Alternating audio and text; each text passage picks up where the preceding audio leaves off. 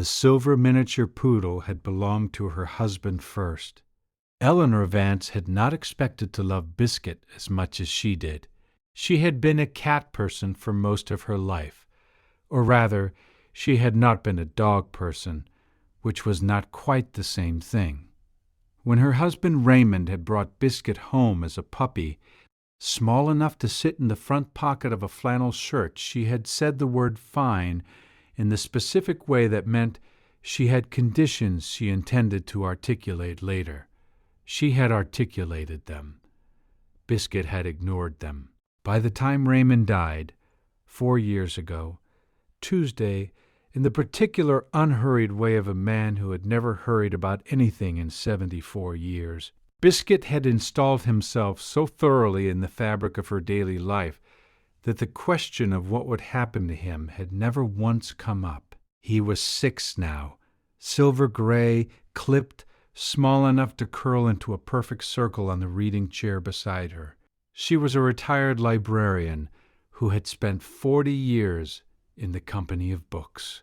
And Biscuit had adapted to this with the particular intelligence of a poodle, which was to say, he had learned that the reading chair was a reading chair and not an invitation to play, and he had spent 4 years being quietly present in it for hours at a time while Eleanor read.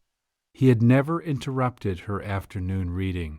On a Thursday in March, he climbed into her lap.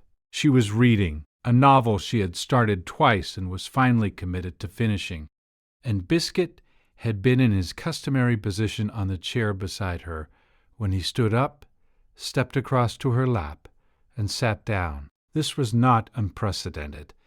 He sometimes sat in her lap in the evenings when the light went and the television came on, not at 2:30 in the afternoon. She read around him for 10 minutes. He did not settle. He pressed his nose against her left wrist. He moved to her right wrist. He pressed his nose there. Then he stepped up onto her chest, all 6 pounds of him, and pressed his nose just below her collarbone. If you stay for stories about what animals sense before we do, you're in the right place. Subscribe so you don't miss the next one. Eleanor was not a woman given to easy alarm. She had worked for 40 years with teenagers and fractious adults and the specific variety of low-grade institutional crisis that visited public libraries on a rotating schedule. She had nursed Raymond through the last 2 years. She was not a woman who panicked easily, but she had been feeling, she realized as she watched the dog pressing his nose to her chest, slightly off since that morning. Not ill, not sick enough to name the specific low-grade feeling that she had occasionally associated with a cold coming on or with not having eaten properly. She had attributed it to poor sleep. She had eaten half her lunch. She had had a slight ache in her left arm when she woke up, which had faded by mid-morning. She looked at Biscuit. He looked at her. He made a sound she had not heard him make before, not a bark, not a whine, but a low, persistent vocalization that she could only describe as unhappy urgency. She called her daughter. Her daughter, Vera, was 44 and lived 40 minutes away and had the specific calm of a person who had long since made peace with the fact that her mother was going to do things her own way. She listened to Eleanor describe what Biscuit was doing. There was a pause. "Mom," she said, "call 111. Eleanor said she was probably fine. Vera said the dog was probably right. Eleanor called 111. The paramedic who arrived 17 minutes later was a young man named Theo, 26 years old, with the careful efficiency of someone who had trained for exactly this. He attached the leads. He looked at the reading on his monitor. He asked Eleanor when the arm ache had started. She told him about the morning. He asked her to describe the ache.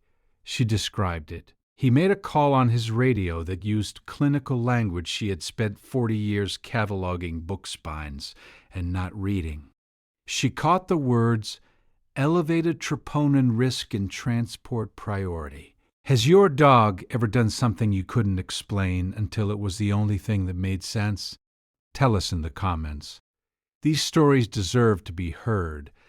At the hospital, the cardiologist on call was a woman named Dr. Priya Singh. She reviewed the ECG, ordered the blood panel, and confirmed a NST elevation myocardial infarction, a heart attack without the dramatic presentation that people expected from the movies. No clutching the chest, no falling, a persistent ache in the left arm, fatigue, a feeling of being off, and a 6-pound silver poodle who had pressed his nose to her wrist and chest for 45 minutes. Dr. Singh was not a person who dismissed this kind of information when it was placed in front of her. She said that the troponin profile and the current window, the attack had begun that morning, was still in progress, had been caught inside the therapeutic window for intervention.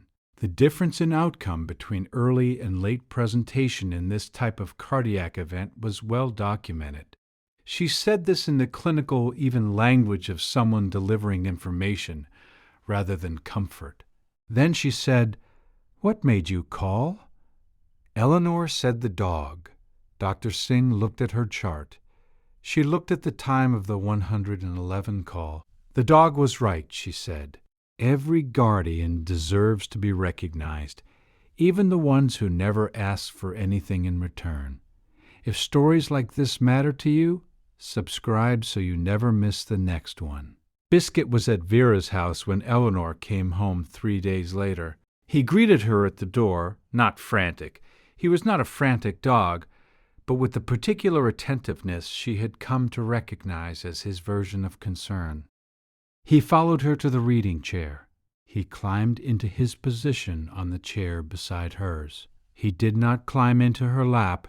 He sat in his chair and put his chin on the armrest between them, the way he had always done when he was settled, when Raymond had been in the other chair, when the house was as it was supposed to be. His eyes, half closed, were facing the window. Eleanor opened her book. The afternoon light came through clean and cold. She had spent 4 years telling herself she was a cat person who had ended up with a dog. She was going to have to revise this. She was, apparently, a woman who had a dog who knew things she didn't, and who had sat in her lap on a Thursday afternoon in March and done the only thing he knew how to do, which was to stay. The next story is about a dog who was right for 9 days and a family who almost didn't believe him in time. Subscribe so you're there when it posts.